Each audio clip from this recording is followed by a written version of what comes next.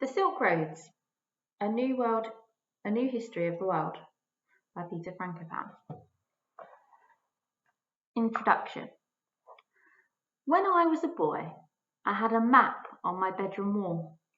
I used to stare at it when I woke up in the morning and before bedtime, admiring the size of the continents and the oceans, looking at the location of the mountain ranges, deserts, and rivers, and trying to memorize the names of all the countries and their capital cities. At school, I learned a lot about the history and geography of the country and continent where I lived. I loved learning about Britain and about Europe. But when I spoke with my parents, it was often things elsewhere that I felt I should know about. In many parts of the world, people were fighting each other, and I could not understand why. Places were changing, sometimes in a way that was good, and sometimes in a way that was bad. When I listened to the news, I realized that millions of people's lives would be affected either way. We study history to understand the past, but also to try to help to explain the present. History is a bit like tracing back your footsteps and trying to work out how and why you took a particular route to where you are now standing. It is interesting and exciting to look at individual turns or steps you made, but it can also be revealing to look at the journey as a whole. Staring at the map on my wall, I wanted to learn about Russia, whose leaders at that time built nuclear weapons that were pointed directly at targets very close to where I went to school. I wanted to learn about the Middle East, where there seemed to be terrorist acts taking place almost every day, but which I also realized was the birthplace of lots of religions. I wanted to find out about China, Iran, India, Pakistan, and Southeast Asia, places that were not just the size of empires but had dominated the past and seemed to be enormously important in the modern world too.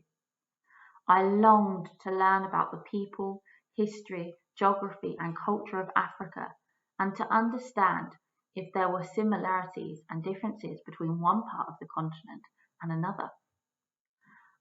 I never got the chance to do that at school. Instead, I was taught a lot about Henry VIII and his 6 wives, divorced, beheaded, died, divorced, beheaded, survived, in that order. I wish I'd had a book that could have told me about all the other places. I wanted to understand how everything fitted together.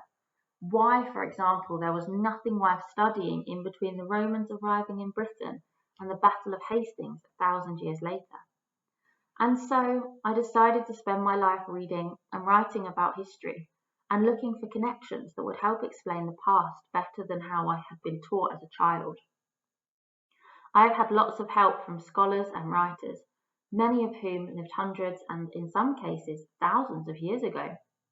One very important person was called Ferdinand von Richthofen. His nephew became a famous First World War fighter pilot known as the Red Baron. He thought long and hard about how to come up with a name to describe the way that Asia, Europe, and Africa are connected. He could have chosen the names of any of the goods and commodities that were transported over thousands of miles, like spices or ceramics. He might even have chosen something to do with language, travel, or biology. But he decided on something that caught the imagination of other scholars, something that had struck to this day: the Silk Roads.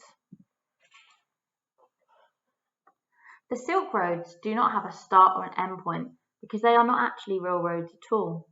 They are a web of networks that have allowed goods, people, and ideas, but also disease and violence, to flow east and west to east. From the Pacific coast of China and Russia to the Atlantic coast of Europe and Africa, and also from Scandinavia in the north to the Indian Ocean in the south. You might even think of the Silk Roads as the world's central nervous system, linking all the organs of the body together, or perhaps as veins and arteries pumping oxygen and carbon dioxide away from and towards the heart. To understand the body, you need to look under the skin, and you also need to see how the body as a whole works, rather than just looking at one part of it. In this book, we're going to visit places you might not have heard of before. Some have disappeared and are now gone. Merv in modern Turkmenistan was once so large and so beautiful it was called the Mother of the World. The magnificent city was destroyed by fighting 800 years ago and never recovered. Some places have changed. Today, Kabul is known as the capital of war-torn Afghanistan. But 500 years ago, the city had gardens that were famous hundreds of miles away.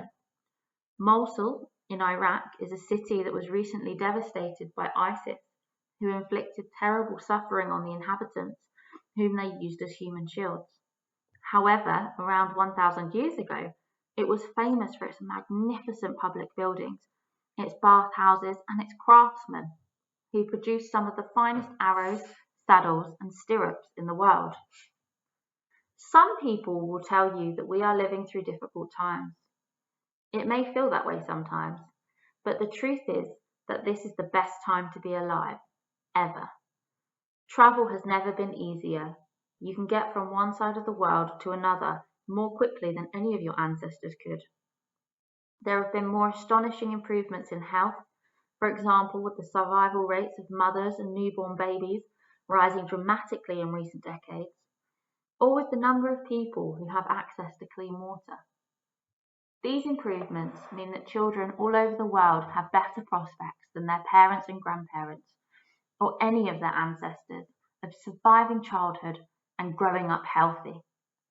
The chances of children being able to read and write are also now greater than at any time in the past.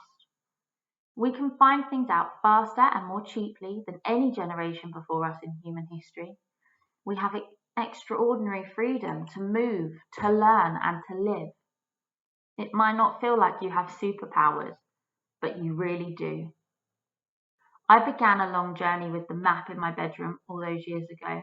I still love looking at maps, gazing at places that I don't know much about and trying to learn more about them. I hope that's something we all might be able to do. To understand the world of today and tomorrow, you need to understand the world of yesterday. And to do that, the best place to start is at the beginning. As luck would have it, that means starting with the Silk Roads.